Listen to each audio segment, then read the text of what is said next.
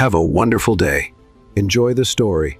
Lena walked into the building, the delivery bag hanging from her arm. Just another gig to pay the bills. Just drop off the order and disappear. Simple and quick. Or at least it should have been. As soon as she stepped inside, she came face to face with a man standing by the coffee machine. And before she could back away, he saw her. Lena. "Hey, wait, let's talk," shouted Matteo, the ex-boyfriend she had been avoiding for months. She didn't wait. She spun on her heels and ran down the hallway, heart pounding. If he caught up to her, he'd start his usual speech. "We were perfect together. Remember our playlist? I know you miss me." She needed to get out of there. That's when she spotted a long table with a man in a suit standing in front of it, looking at a tablet. Without thinking, she ran toward him, dropped to the floor, and crouched between his legs, squeezing the bag tightly against her. "Please pretend you didn't see me," she whispered, hiding there, her forehead almost touching his pants. The man froze. "What? Just 30 seconds?" she pleaded, looking up between his knees. "That guy saw me. He's always following me. He's an ex. Okay, I know this is weird, but please help me." He glanced around, clearly confused, but didn't move. He slowly lowered his tablet, trying to figure out if this was really happening. Hurried footsteps echoed in the hallway. Lena held her breath. "Excuse me, sir. Have you seen a girl run by?" "Red backpack," Matteo asked, as he appeared in the doorway. The man took a deep breath and calmly replied, "She ran that way. Looked like she was in a hurry." Matteo muttered a quick thanks and walked away without a second thought. Lena only exhaled when everything fell silent. "Okay." She slowly pulled back. That was embarrassing a little. The man was still standing there, looking at her with a mix of surprise and curiosity. She got up, adjusted her shirt, and tried to salvage what was left of her dignity. "I'm not crazy, okay? It was an emotional emergency. A survival tactic. Like in a movie. An experimental movie, maybe," she said. He raised an eyebrow, but it worked. She sighed and held out her hand. "Lena Martinez, delivery driver on the side, unemployed full-time. Evan Carter, executive director and, apparently, a human hiding spot by accident." Lena's eyes widened. Evan Carter. His name was all over the financial news, one of the most private and powerful tech entrepreneurs. He avoided public appearances, but ran one of the most influential companies in the city. Oh, great. Of course, because the universe never misses a chance to humiliate me. I just hid between the legs of a CEO. Evan let out a short laugh. "I've had weirder meetings. I bet none of them involved a desperate woman using you as a human shield. That was a first." Lena cringed. "I was just making a delivery, I swear, picking up some extra cash with quick drop-offs. I didn't expect to run into my emotionally clingy ex, and definitely not into you. Are you okay?" She blinked, surprised by the question. "Yeah, I mean, the embarrassment is hitting hard, but other than that, I'm fine." He crossed his arms. "Do you always handle crises this creatively? Only when plan A fails?" "So, always." Evan studied her for a moment, longer than necessary. "You said you're looking for a job, constantly. But no one hires me. I'm too experienced for entry-level and too inexperienced for real jobs. It's a rare talent." He handed her the tablet. "I need a temporary assistant. Someone who thinks fast, handles chaos, and doesn't faint under pressure or under tables exactly." Lena stared at him, trying to figure out if he was joking. But Evan looked serious. Serious and slightly intrigued. "Are you actually offering me a job?" "I'm offering you a chance to prove you're more than just a delivery driver who hides well. If you're interested, come tomorrow. Office 1806. She took a deep breath, trying to decide if this was crazy or a new beginning. "Okay, but if I run into another ex, do you promise you'll still hire me?" "I promise I'll give you a badge and access to the break room. That's already an upgrade." She laughed. "Deal, Mr. Carter. Evan, just Evan." She walked away, heart racing. She had no idea what to expect the next day. But one thing was certain. No one would ever believe the story of how she got this job. The next day, Lena found herself staring at her reflection in the mirrored elevator of the corporate building, trying to decide whether her blouse looked more like efficient employee or grabbed whatever was on the clothesline and came. "I can't believe I'm actually doing this," she muttered to herself, adjusting her hair. Yesterday, she hid between a man's legs. Today, she was going to work for him. The elevator stopped on the 18th floor. When the doors opened, a receptionist greeted her with a formal smile and a clipboard in hand. "Good morning. Name? Lena Martinez. Mr. Carter asked me to come." The woman nodded, as if this was nothing out of the ordinary.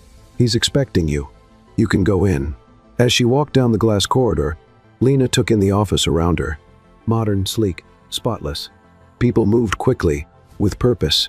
Everyone seemed to know exactly what they were doing except her. The office door opened before she could knock. Evan Carter was there, with the same neutral expression as the day before. White shirt, sleeves rolled up, blazer draped over the chair, tablet in hand. "Lena, good morning." "Hi. I'm here," as promised, and without running away this time. He motioned to the chair in front of his desk. "Good. Let's talk." She sat down, trying to look natural. Evan, on the other hand, looked exactly how she imagined a CEO would: direct, precise, impossible to read. "This project," he began, activating the holographic screen on his desk, "is a new creative unit, a small, agile team focused on innovative solutions. But honestly, we're lacking energy and patience. And that's where I come in?" "That's where you could come in," he confirmed. "I need someone to handle the practical side, scheduling, meeting follow-ups, logistical support. But most importantly, someone who can stay calm under pressure." Lena raised her hand like she was in a classroom. "I hid between your legs yesterday. I think that proves I can be pretty creative under pressure." Evan smiled slightly, that almost laughed that lasted less than 2 seconds. "Exactly. Now, about your work experience." "Well, I started studying graphic design, but I put it on hold to take care of my mom. Since then, I've worked wherever I could. Deliveries, formatting, customer service, basic editing, catering. I was even a fake bride at a bridal shower once. Long story." He simply nodded, as if everything she said made perfect sense. "Flexible, adaptable, unconventional. I prefer versatile but unconventional works too," she replied, trying not to sound nervous. He pulled a thin folder from his drawer and slid it across the desk. "This is a temporary 3-month contract. If you like the job, and if I like working with you, we can extend it. Do you accept?" Lena picked up the folder, read 1-2 lines, then stopped. "Is this real? Unless you're asleep on the lobby floor again." "No, that was just once." Evan handed her a pen. She hesitated for a second, then signed. "Done. Now you have an assistant with quick reflexes and a slight tendency toward chaos. And I have an interesting experiment for the next 90 days. She raised an eyebrow. "Do you usually call your employees experiments?" "Only the ones who show up hiding under tables." "Shall we?" Lena followed him upstairs to a spacious office with huge windows overlooking the city. A corner sofa, a workstation, and a giant digital table filled the space. Evan introduced each area like he was showing off a spaceship. "This will be your station. And this team," he said, pointing to a group of 4 people in front of an interactive screen, "is the heart of the project. Each one has a specialty. Your job is to make sure everything runs smoothly behind the scenes." Lena waved at them. She got a few curious looks, especially from a tall blonde woman in a burgundy blazer who had an "I'll judge you in 5 seconds" expression. "That's Sophia. She handles planning and loves silence," Evan whispered. "So, try not to tell jokes around her." "I'm already nervous," Lena whispered back. "Good, that works better." The others seemed more welcoming. One guy, wearing glasses and headphones, just gave her a thumbs up. Another, in a black t-shirt with a retro design, handed her a strawberry candy and smiled. "I like him. He's a programmer. Doesn't talk much, but he's always handing out candy. It's his language."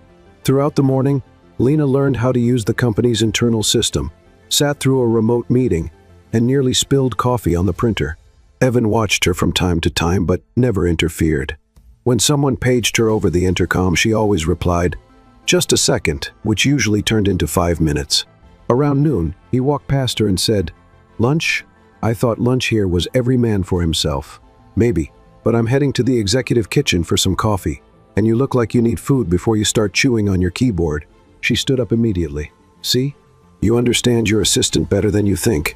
The executive kitchen was on a private floor, modern, bright, and filled with plates that looked too fancy to be real. Evan grabbed a cup of coffee and handed her a bottle of juice. "So?" he asked, leaning against the counter. "Are you surviving for now?" "Yes. I just feel like I'm about to cause a small accident, like knocking over a server or setting a light bulb on fire. I hope not. That light bulb was expensive. She laughed and took a sip of her juice. I didn't think I'd be here today.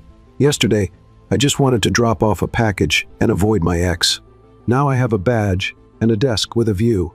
Life has a funny way of happening when you're distracted. Like tripping over the CEO? Exactly. They held eye contact a second longer than necessary before Evan looked away, finishing his coffee. We have a meeting at 2. Be ready. I'm always almost ready. As he walked away, Lena smiled to herself. The truth was, she had no idea how she ended up here. But maybe, just maybe, she was exactly where she needed to be. The 2:00 meeting ended precisely at 3:26. Lena had no idea how, but she survived 30 minutes of technical terms, holographic spreadsheets, and Sophia's sharp silence. Her looks alone could make someone feel like they were failing just by breathing. Evan, as always, was a fortress straight posture, firm voice, no visible reaction except for the occasional understood or go on. Lena, on the other hand, was frantically scribbling in a notebook, trying not to look lost while wondering, what is a cross-metrics report, and why did he ask me to review one? When the room emptied, Evan turned to her. I need to go up to finance on the 22nd floor. Come with me. Sure, she said, even though she had no idea why. She walked beside him down the hall, trying to match his pace without looking like she was jogging. They stopped in front of the elevator, and he pressed the button. The silence between them was comfortable but strange. It was still hard to believe they were working together, and that he met her while she was hiding under a desk. The elevator arrived. They stepped in. They were alone. You're doing better than I expected, Evan said after a few seconds of silence. Was that a compliment or a badly disguised surprise? A little of both. Lena smiled, leaning subtly against the glass wall. The elevator began to rise, the panel softly beeping as the floors passed. Until, somewhere between the 20th and 20 honest floors, everything stopped. Literally. The lights flickered. A faint alarm sounded. The panel froze. Lena blinked. Was this planned? A drill?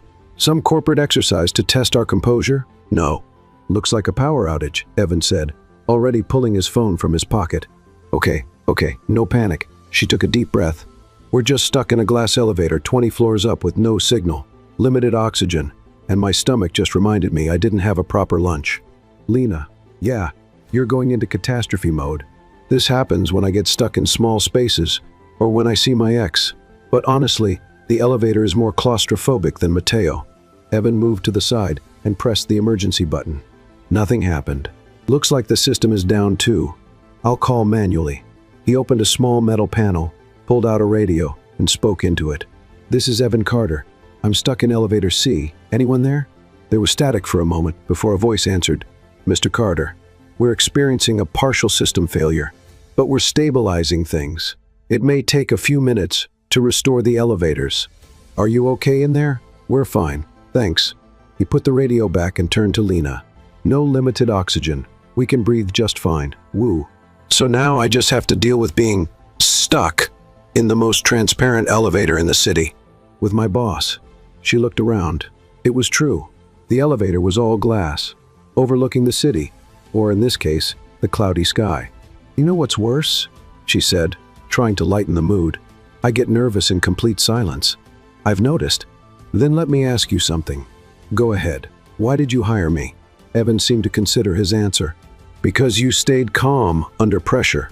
Because you have good instincts. Because you improvise. And because, honestly, I found you interesting. Interesting? In a good way? You reminded me that sometimes the unexpected is more useful than the planned. She bit her lower lip. Curious. That's a pretty poetic answer coming from someone who wears a suit, even to grab coffee. I don't wear a suit to get coffee. You did yesterday. Coincidence. She laughed. Are you always this stiff? Stiff? Seriously? Quiet. Reserved. Like you were trained not to show any emotion in public. Like a polite robot. Like a polite robot? He tilted his head, as if considering that. And do you always say everything you think? 95% of the time. The other 5, I keep to myself so I don't get fired. Go ahead. She shrunk. You give off the vibe of someone who lives in a quiet apartment, has a schedule for watering plants, and has probably never cried watching a movie. But deep down, I think you just don't want people to see the chaos inside you too. Silence for a moment. Evan stared at her, not looking away. "Am I right?" she asked, a little quieter. "Maybe more than you should be." The lights flickered back on. The panel lit up. The elevator shook slightly and started moving again. "Oh," she said, relieved. "End of the emergency drama. It was interesting. I like how quickly you think and how you talk even faster." She smiled. "Intensive training, 3 siblings, a small house, and lots of TV, with no remote control." The doors opened on the 22nd floor. They walked out side by side. Before they went any further, he stopped and said, "Most people treat me carefully. You don't. Why? Because I didn't know who you were when I hid between your legs? And because now that I do, it's too late to pretend to be formal." Evan stood still for a second, as if storing that information. Then he nodded, and they kept walking. That afternoon, Lena didn't mention the elevator to anyone or the conversation, but her mind kept replaying the moment over and over. He was more human than she thought. "You're not going to let me in, are you?" Lena asked, standing at the door of the conference room, holding a tablet, her ID badge hanging around her neck like a cardboard necklace. "It's going to be a long presentation. Your presence helps with tech support," Evan replied, not taking his eyes off the panel projecting the data screens. "Tech support? It took me 2 days to figure out how to turn on the printer. Just stand there, smile, and pretend you know what's going on. That usually works." "So that's how you run the company?" He looked at her, expressionless. "Exactly." Lena swallowed hard and stepped into the room. The conference room was huge, with an oval table that looked like a mini golf course, leather swivel chairs, imported bottled water, and a screen straight out of a sci-fi movie. She sat near Evan, trying to look more professional than still on probation.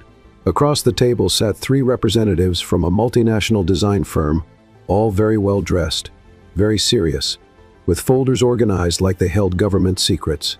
Evan started the meeting with his usual poise, firm voice, precise pauses, technical explanations. Lena didn't understand half the terms, but she nodded occasionally, as if absorbing everything.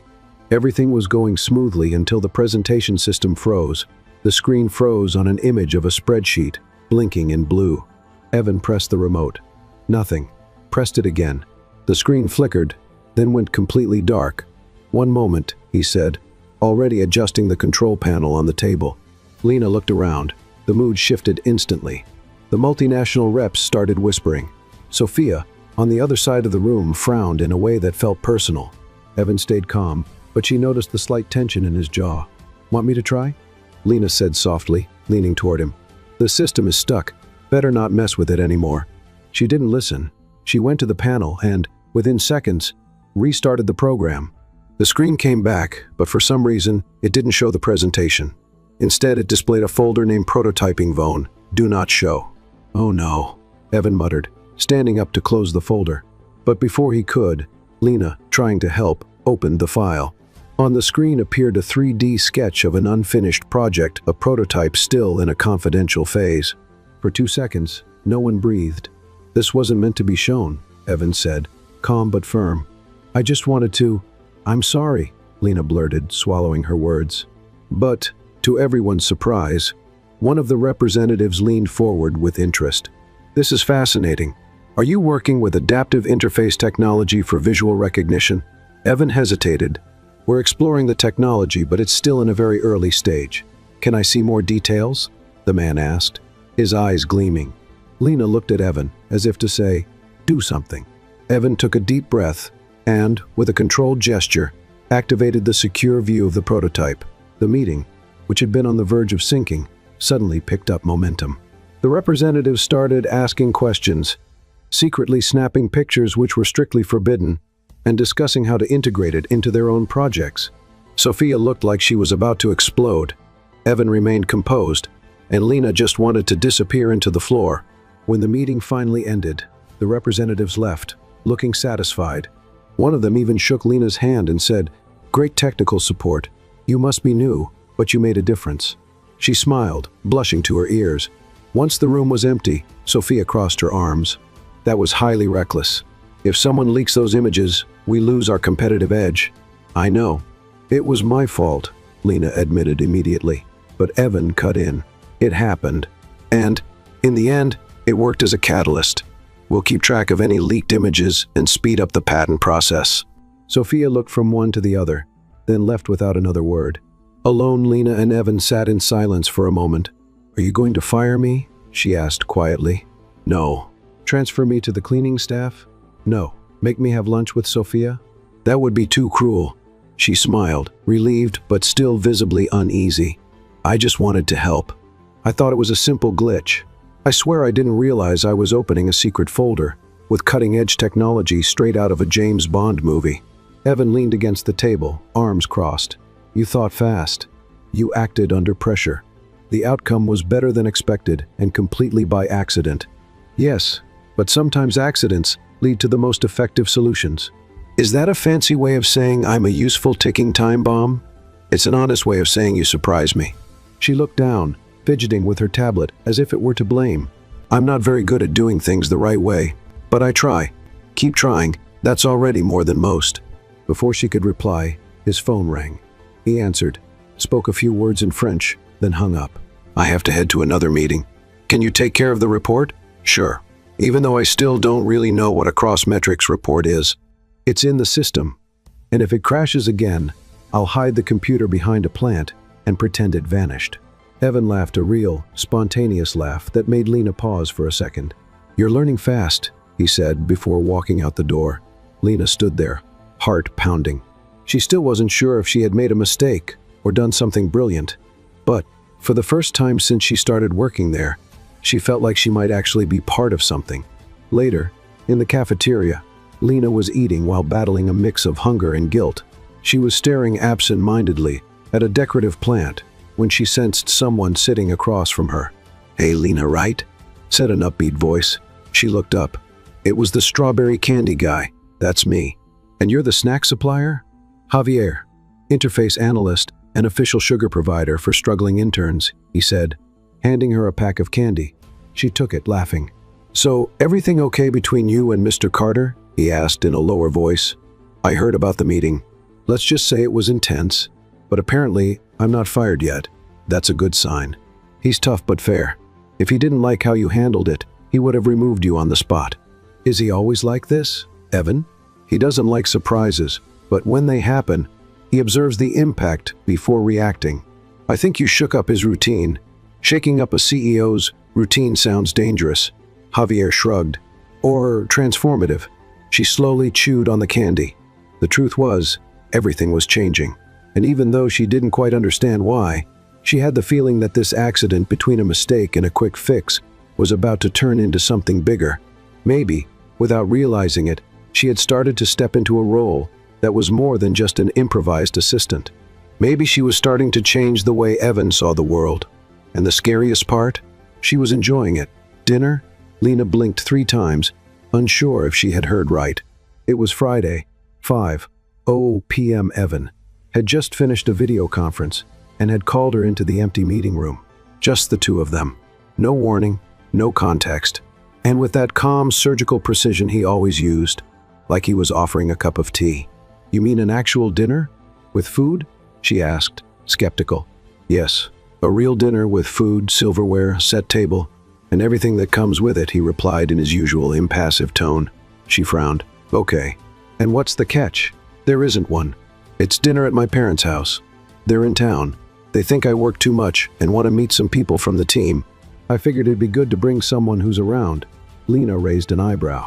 "So you thought, who barged into my life, crashed a system, almost exposed a confidential project, and then offered me sour candy?" "Oh, right, Lena. I thought, who's brave enough to survive dinner with my mother?" She laughed in disbelief. "You're taking me because you think I can handle your family? And because you talk a lot when you're nervous. That usually works as a distraction." "Oh, now it's getting romantic." "It's not a romantic invitation. It's just dinner with formal people. I need balance. And you are the opposite of formal. Wow, your compliments are getting more poetic by the second. Are you coming or not?" Lena crossed her arms, pretending to think it over. "As long as there's no seafood, I'm allergic, and white wine makes me talk too much." "Great. We'll leave at 7. Wear something without a cat print." At 7:10, Evan parked in front of an elegant house in a neighborhood where even the sidewalks looked expensive. Lena stepped out of the car in a simple navy blue dress, the most neutral thing she could find, and a borrowed coat from a neighbor's friend. "Are you nervous?" she asked, watching Evan adjust his blazer collar. "No, you're sweating in the cold." "It's the car heater." She smiled. He was nervous. And, somehow, that was kind of adorable. They were greeted by a tall woman with perfectly styled hair and eyes that analyzed with military precision. "Evan," she said, giving her son a brief hug. "And this is Lena, my assistant." Evan's mother examined Lena with a look that said, "I'll figure you out in 2 minutes. Come in, dear." Evan's father, on the other hand, was warm and friendly. He offered red wine, asked if she preferred her steak rare or well done, and mentioned he was a big fan of carrot cake with chocolate frosting. Dinner began with everyone at the table. Besides his parents, there was Evan's sister, a cousin who was a musician, and an aunt who wouldn't stop talking about cryptocurrency investments. Lena, seated between Evan and the chatty aunt, tried to keep up with the conversation until she made the mistake of trying to be polite. "So, you play piano?"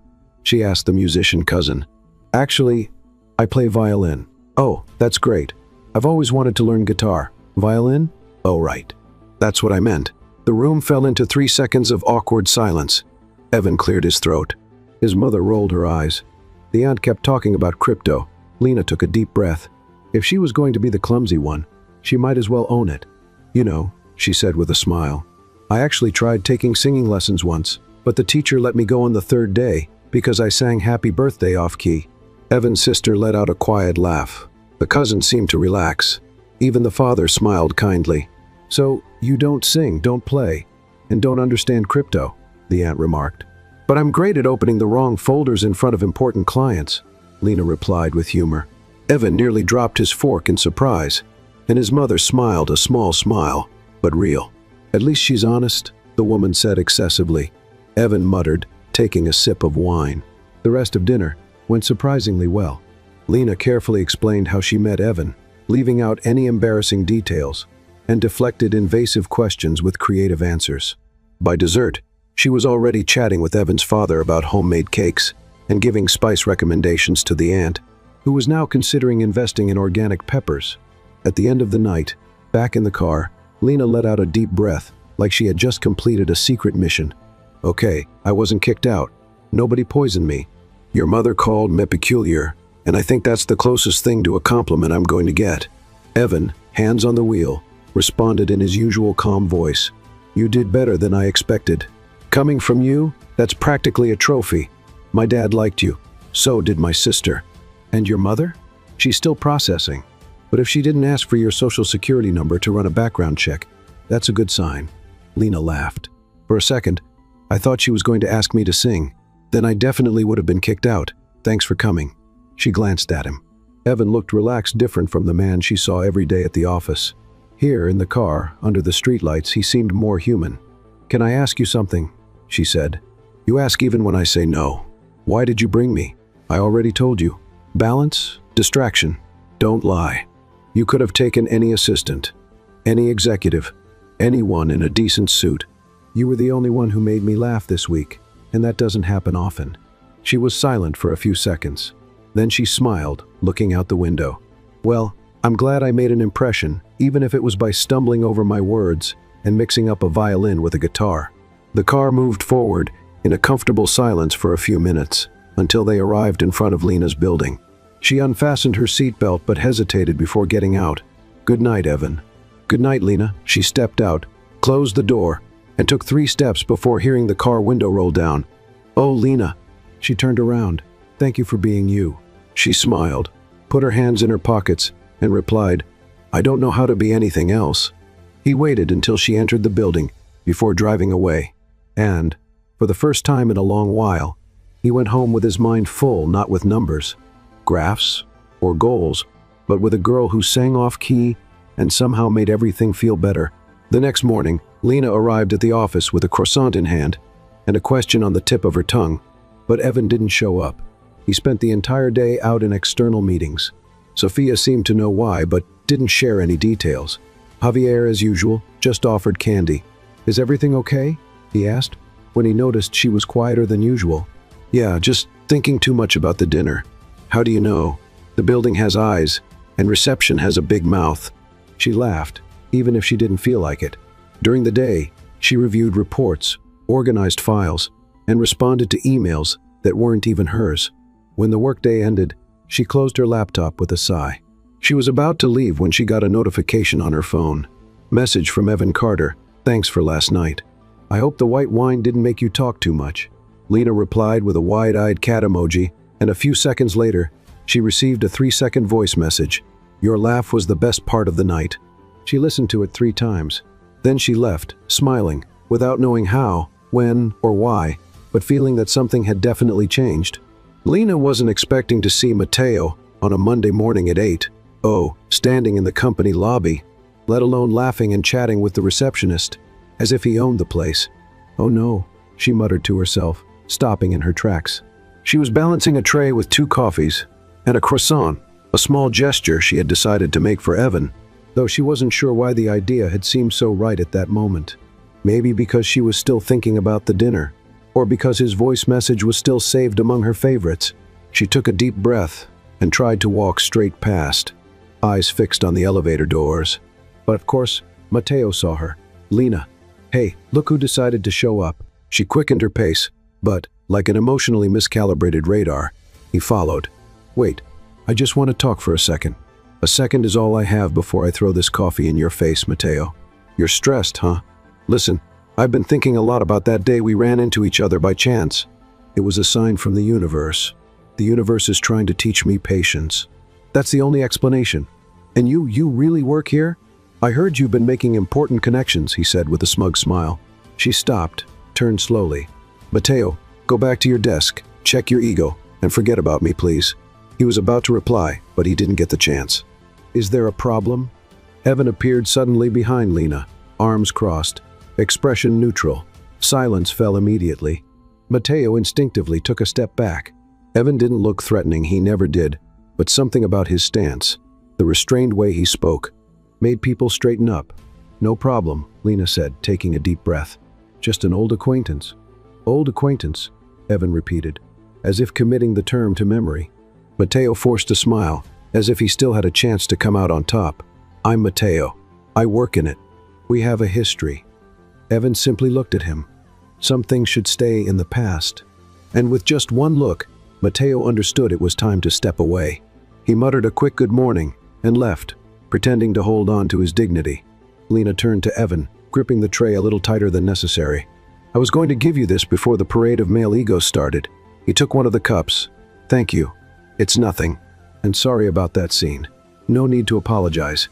But, just out of curiosity, what did he mean by important connections? He was trying to get a reaction out of me, like always. Ever since I broke up with him, any sign of my success feels like a threat to his ego." Evan nodded, bringing the cup to his lips.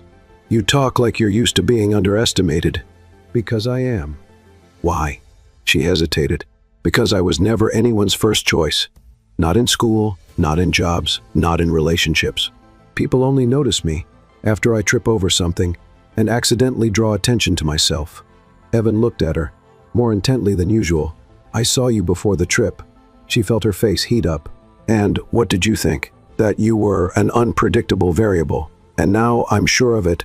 She laughed, relieved. "Is that a good thing? I'm still figuring that out." The rest of the day went by smoothly, but Lena couldn't stop thinking about that morning. Matteo had always irritated her, but seeing him there, in a place she now considered safe, unsettled her more than she expected. At the end of the day, she ran into Javier near the exit. "Hey, I heard there was some tension this morning.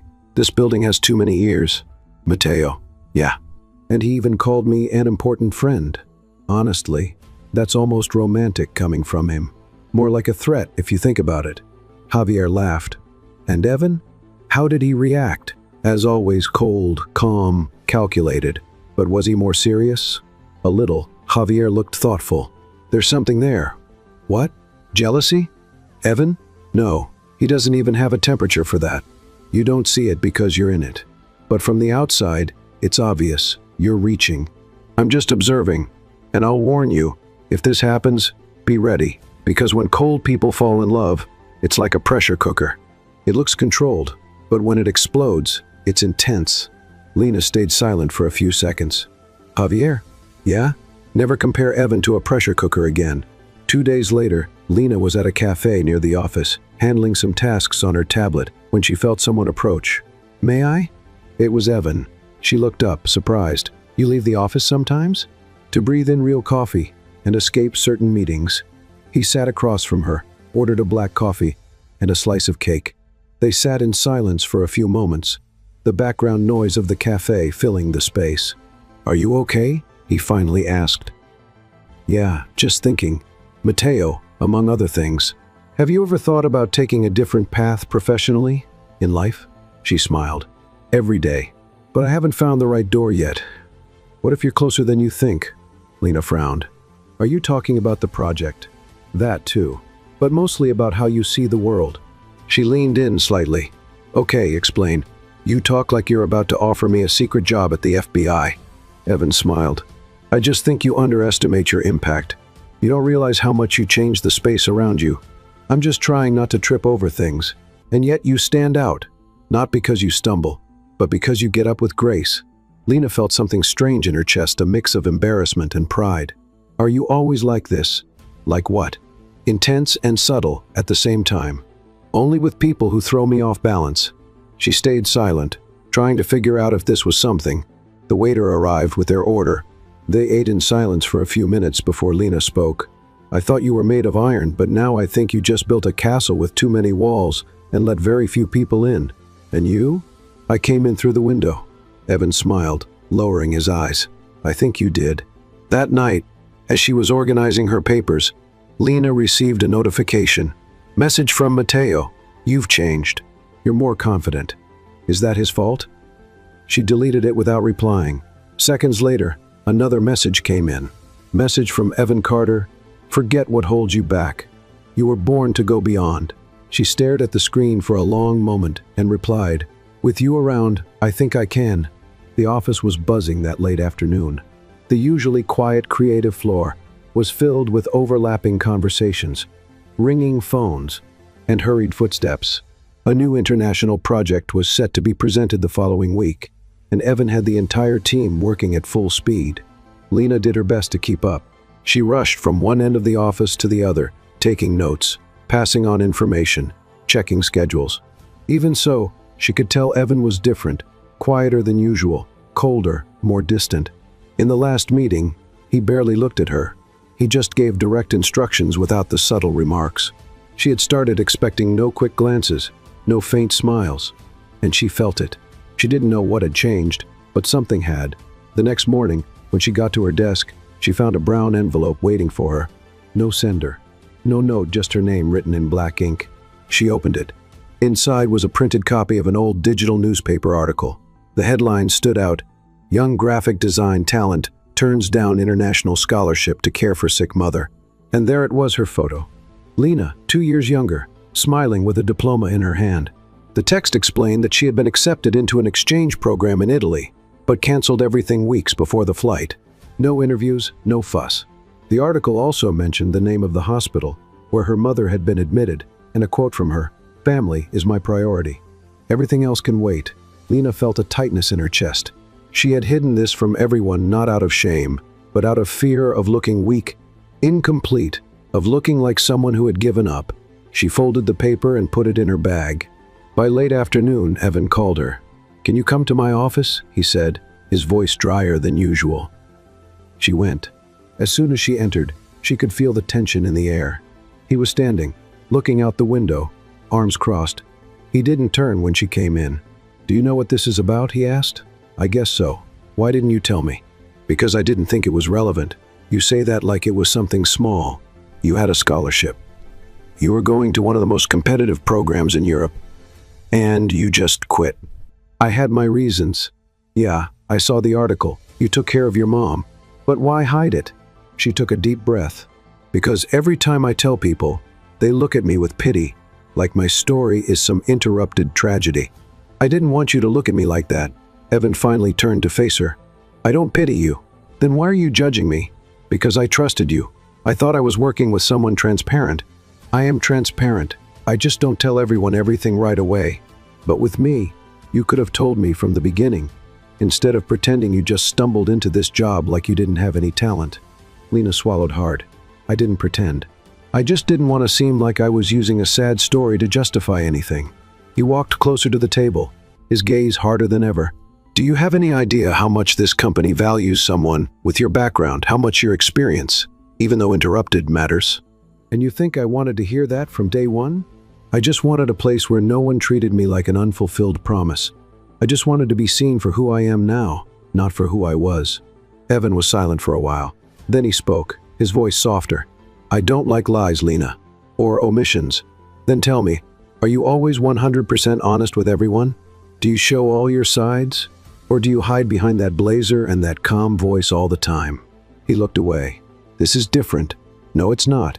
You've built an armor too. The difference is, I chose not to use my story as a shield." She took a deep breath, took the badge off her neck, and put it on the table. "If you want me to leave, fine. But know that it wasn't out of bad intentions. It was for survival." And she left the room before he could say anything.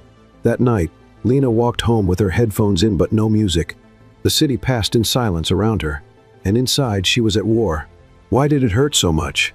Because she liked him, and not just as a boss. Because in some silent way, Evan had become the first person in a long time who made her feel enough. But now, everything seemed lost. The next day, she went to work as usual. She arrived on time, turned on the computer, pretended to focus. Evan didn't show up in the morning. Sophia led the creative team meeting with her usual coldness.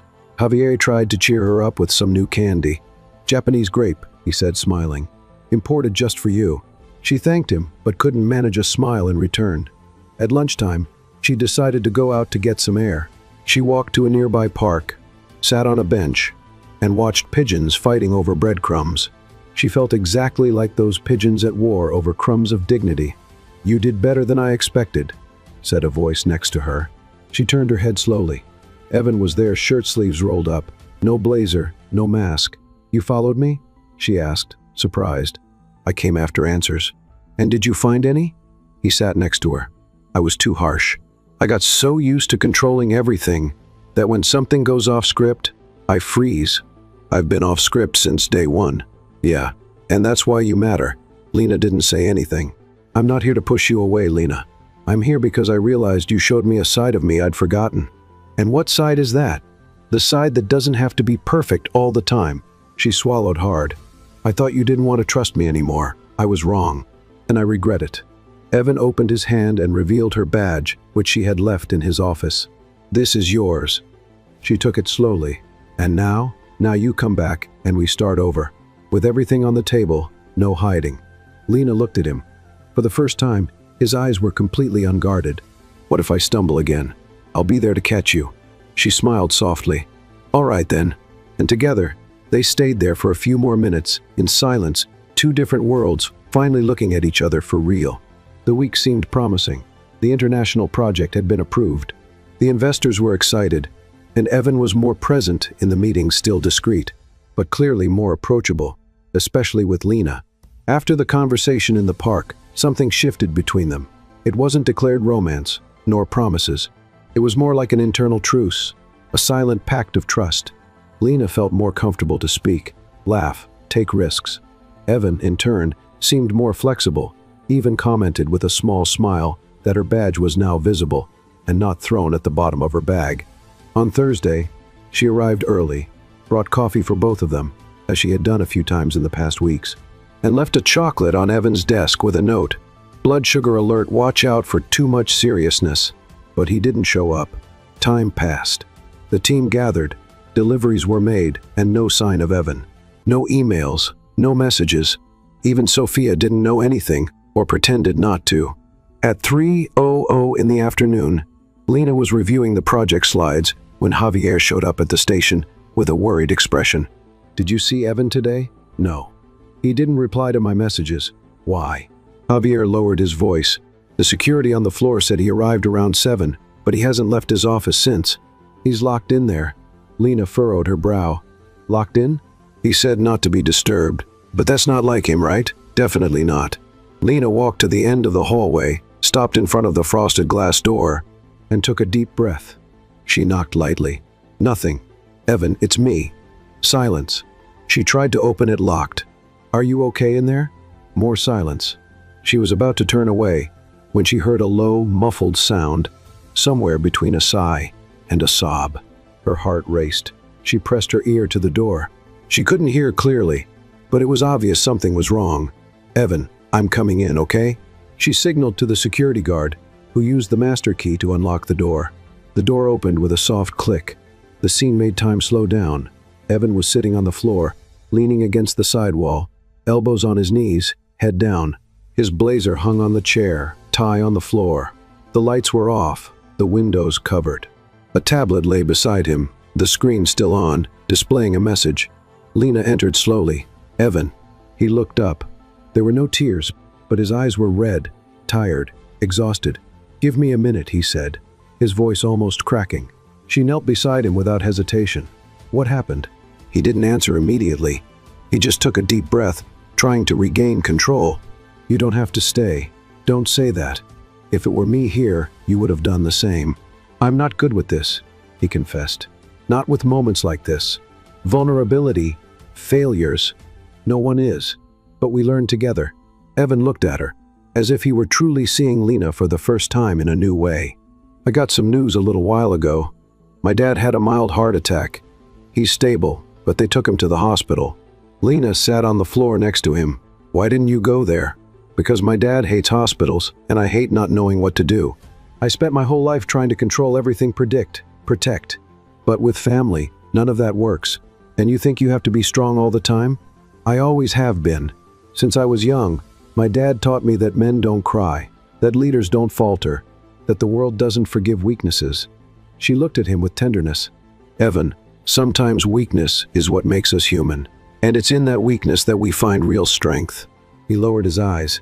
His hands trembled slightly. "Do you think something's wrong with me for being like this? I think, for the first time, you're being whole. And there's nothing wrong with that." Silence settled for a few seconds. Lena picked up the tablet and locked the screen. Then she took the blazer off the back of the chair and draped it over his shoulders. "Do you want me to take you to the hospital? I don't know if I can see him like this. My dad's always been invincible. Sometimes giants fall too, and we learn to hold their hands when it happens." Evan closed his eyes. "Thank you for being here. Always. Even if it's just to sit on the floor and share the silence." An hour later, he stood up, walked to the sink, washed his face, fixed his hair. He looked at himself in the mirror and took a deep breath. "Let's go. I want to see him. Even if he complains. I'll take you. You don't have to. I want to." At the hospital, they found Evan's father awake, sitting in the chair next to the bed, a hint of irony in his smile. "I thought you'd take longer." "I came as soon as I could," Evan said, pulling up a chair. "And you brought company," his father commented, glancing at Lena. "Lena, my assistant." His father raised an eyebrow. "Assistant who enters locked rooms. Assistant who knows when someone needs help." His father smiled. "So she's smart." Lena just smiled back quietly. Evan and his father talked for about half an hour, about exams, diet, exhaustion, about aging, and about letting others help once in a while. Before they left, his father held Evan's hand. "You're going to be a good man, even if you cry sometimes." Evan didn't answer, but something in his look changed.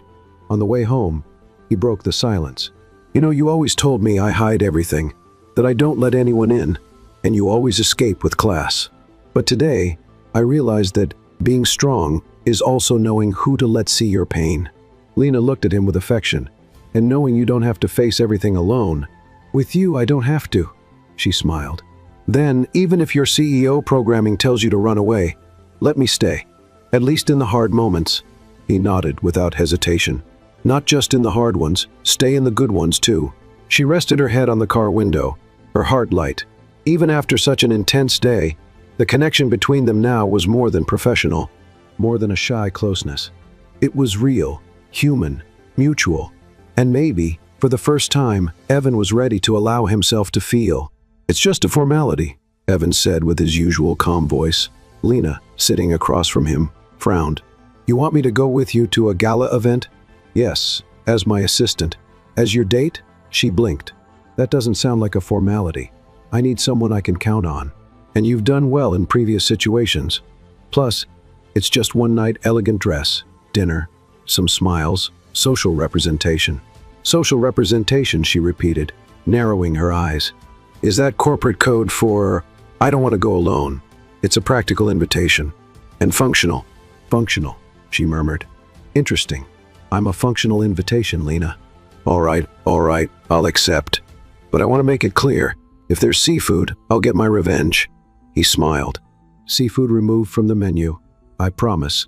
The event hall was absurdly luxurious, an entrance hall with marble columns, mirrored walls, crystal chandeliers, and waiters passing by with trays of drinks that seemed straight out of an advertisement campaign. Lena felt like an extra sneaking into a period film. She wore a simple black dress, borrowed from a cousin's friend, the same one who had lent her the coat for dinner at the Carter's house. Her hair was pulled into a bun she made with 2 bobby pins and a bit of courage.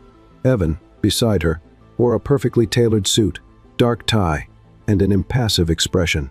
But when she reached the meeting point, he looked at her for 2 seconds longer than usual. You look elegant. Is that your polite way of saying, I don't look like a lost delivery person? That's my honest way of saying you look beautiful. She smiled, trying to hide the blush that came with the compliment. They entered the main hall. The background music was soft. Guests moved around in impeccable outfits, and the sound of glasses clinking created a constant background. Lena tried to keep her composure, but her eyes were darting everywhere. I've never been in a place so full of people who smile without showing their teeth. Silent networking, a corporate art. I prefer parties with karaoke and spoonfuls of brigadeiro. I know. She glanced at him sideways. You know me better than you seem to, I observe. They walked to the company's reserved table. They greeted investors, advisors, familiar faces. Evan did everything with precision and ease. And Lena gradually realized that he was respected not just for his intelligence, but for how he managed the environment without ever raising his voice. However, the glances toward them started to multiply. They're staring at us, she whispered. Ignore them. It's hard to ignore when I'm wearing heels for the first time in a year, and I'm afraid of tripping on the carpet. You're doing fine. Do they think we're together? Evan looked at her for a second. If they think so, there's no harm in it. We're dancing as the environment requires. And the environment requires romantic tension? The environment requires convincing chemistry. She snorted, amused. You'd be terrible at hiding feelings if you were actually in love. And you'd be excellent at pretending you're not. She stopped walking. Was that a compliment? Just an observation. I'm starting to think you flirt like you're giving a report, and you respond like you're presenting a pitch. She laughed. The atmosphere between them fluctuated between provocative and conspiratorial. Something was about to spill over, but neither of them dared to name it. Later, during dinner, one of the company partners approached the table with a warm smile. Evan, good to see you. And who's this? Lena, he said without hesitation. My date tonight. The man raised his eyebrows. Ah, of course. I've heard about her. Creative, quick. The girl with the prototype folder, right? Lena swallowed hard. I'm glad the nickname stuck. It made a great impression. Believe me, he said, smiling. In fact, I wonder if you two have ever considered working together on something more long-term. Evan kept smiling, but looked away. We're focused on the present. The dance floor opened after dinner. A string quartet played instrumental versions of classics. Couples began to move gracefully under the soft lighting. Lena watched, distracted, until she felt a presence beside her. Evan extended his hand. Will you dance with me? She laughed. That wasn't part of the functional date plan. I'm improvising. She hesitated for 2 seconds, then placed her hand in his. I don't know how to dance this fancy stuff. I'll lead. They went to the center of the room. She rested one hand on his shoulder, and he gently wrapped his arm around her waist. Are you teaching me to dance or hypnotizing me one step at a time? They began to move. She looked at their feet, then into his eyes. Do you do this with all your assistants? Only the ones who mess up my routine and steal my focus. Good to know. The world seemed to slow down.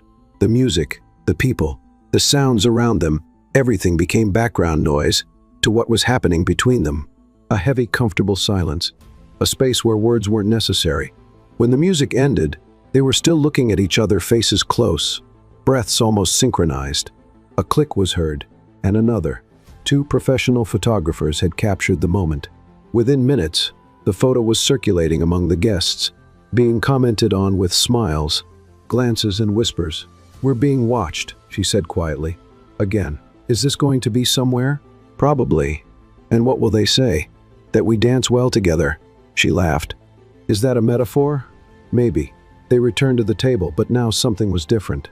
The touch of their hands had left silent marks, the subtle tension in their eyes, the unconscious gesture of fixing her hair, the silence between phrases. Everything carried a new meaning. On the way back in the car, neither of them spoke for a few minutes. Then Evan said, "You're not just my assistant anymore."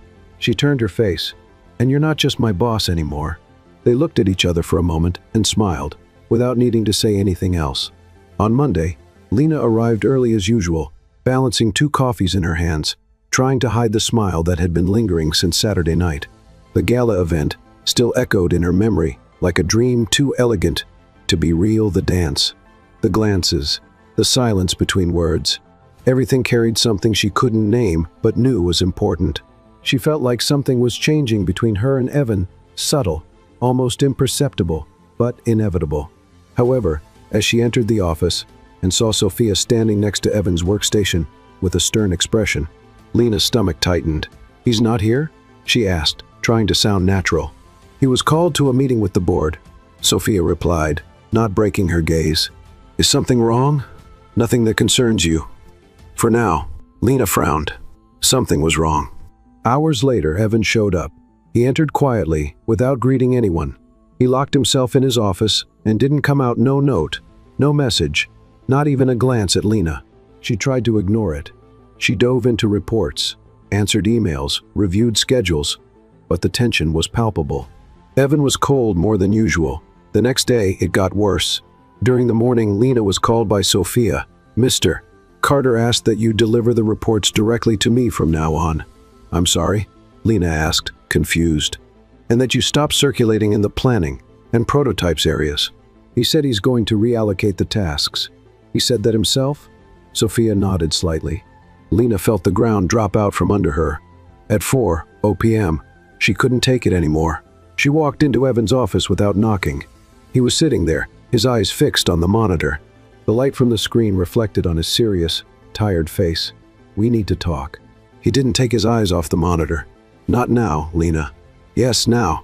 Because I'm not going to stay here being pushed away without any explanation." He sighed, closed the laptop, and finally looked at her. "I'm reorganizing the team." "Reorganizing or pushing me away?" "Both. It's better this way." "Better for who? For you?" he said firmly. The exposure at the event was bigger than expected. The photo spread. The press speculated. The board didn't like it. They thought, "What? That we're involved? That I mixed business with personal? That you're more than just an employee? And isn't that true?" Evan looked away. "It doesn't matter." "Of course it matters.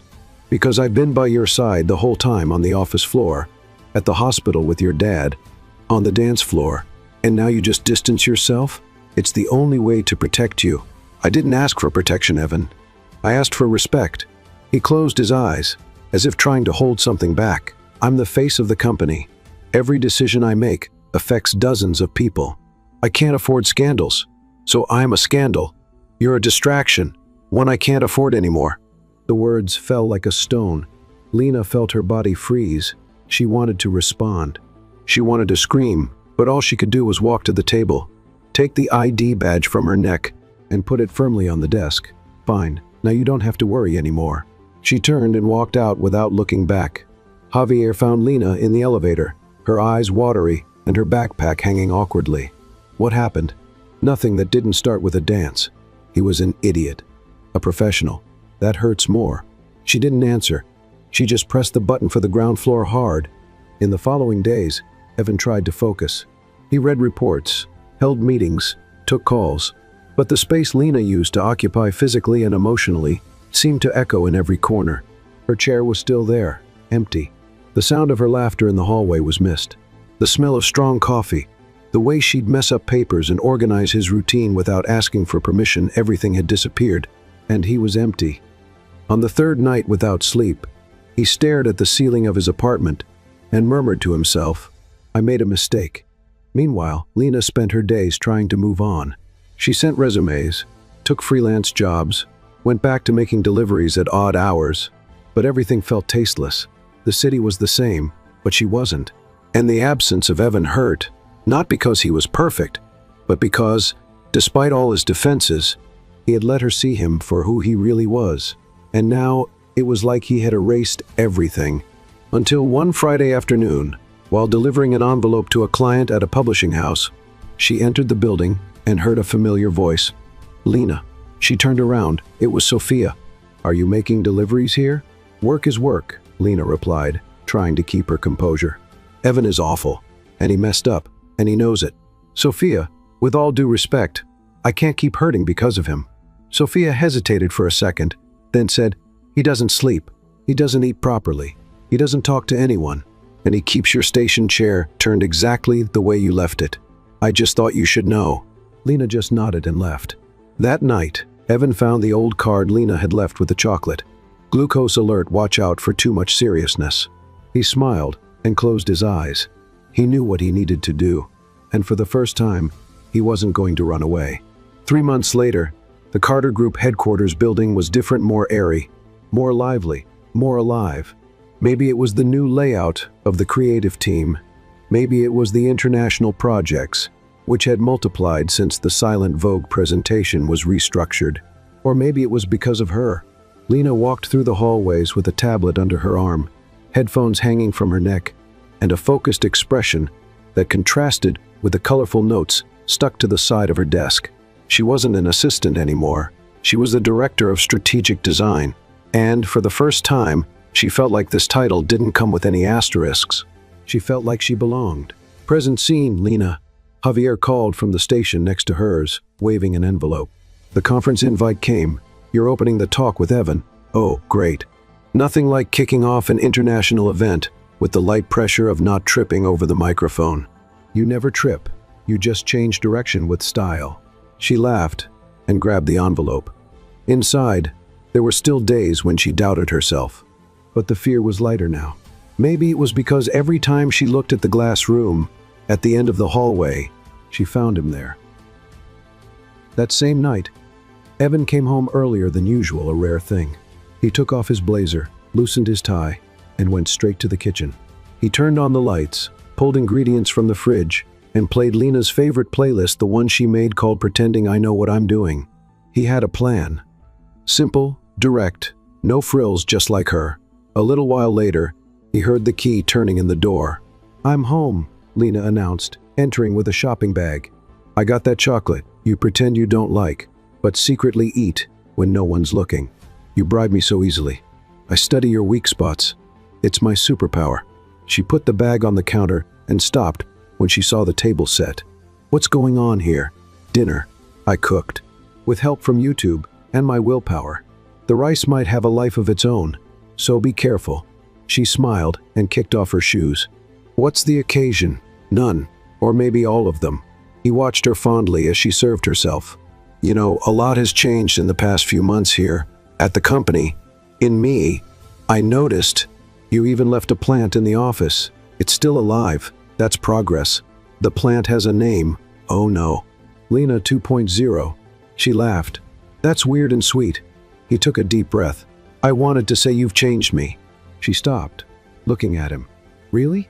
"I had a strict routine, an unchangeable plan, calculated goals, and then you came along messing up files, scrambling schedules, changing everything, including me, Evan. And even though I resisted, made mistakes, and pushed you away, I understood. I understood that life with you is lighter, more honest, more whole." She moved closer, touching his hand. "I changed too, you know. Before you, I just ran away from responsibilities, from memories, from my own talent. And now? Now I'm proud of who I am. And of this." She lifted their intertwined hands too. He smiled. "So, if you'll allow me," Evan stood up. He walked over to the bag he'd left on the side table. He pulled out a small box. Lena swallowed hard. "Are you relax?" He laughed. "It's not a ring. Not yet. Just a question." He opened the box.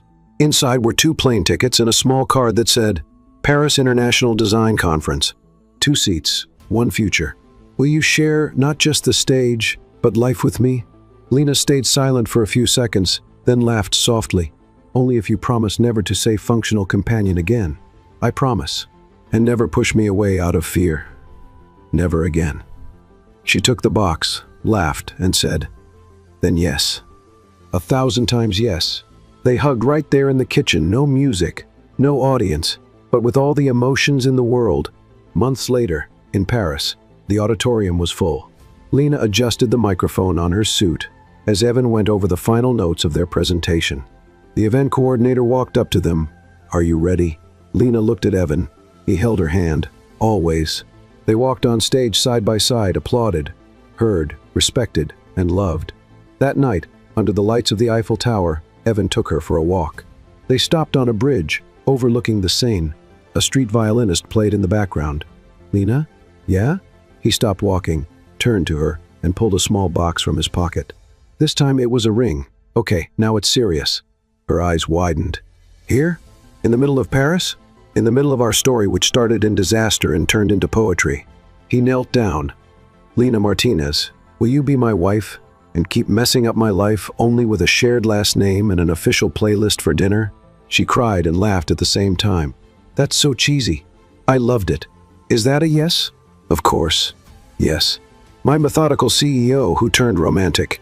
He placed the ring on her finger, and the people around them clapped. Lena pulled him by the collar and kissed him, as if time had stopped.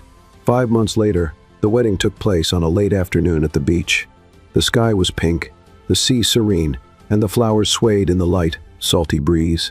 Javier, with a microphone in hand and a light suit, announced, "We're here to celebrate the improbable, a woman who hid under a table, a man who calculated everything, and a love that doesn't follow spreadsheets but is perfect just the same." Lena walked barefoot down the wooden aisle between the guests. The dress was light and flowing, and her eyes shone brighter than the sky. Evan waited for her at the altar, no tie, with a full smile on his face. "Evan, do you promise not to freak out when I change the layout without warning?" "I promise, as long as it's for the sake of beauty." "Lena, do you promise not to run from the next meeting just because there's coffee involved?" "Only if you make the coffee." Everyone laughed, and then, in silence, they both said yes. The kiss was long, the sea applauded with calm waves, and, for a moment, the world was perfect. The Verbo Printing Company was never the same after receiving a letter signed by Evan Carter that said, "You helped us find the way, and that will not be forgotten."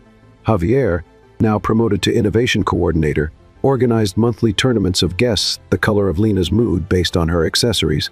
Sophia discreetly placed a yellow post-it in the corner of her desk. Not all mess is bad.